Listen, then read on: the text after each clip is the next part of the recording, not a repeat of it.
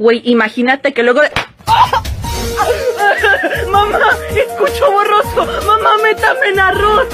¿Qué tan rápido puedes completar las palabras? Empecemos con la primera. Sí, cubo, muy bien. Ahora la segunda palabra. Virgo, exacto, el signo zodiacal.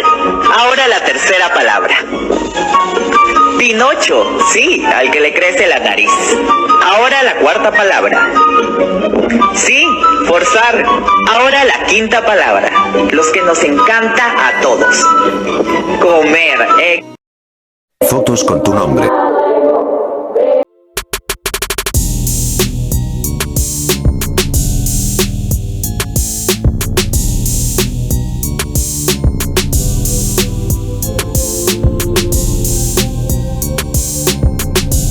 Mi mamá, hijo, ¿por qué no te juntas con el Nahuel? El Nahuel cara fachera facherita. Vecino, ábrame, que quiero un poco de leche.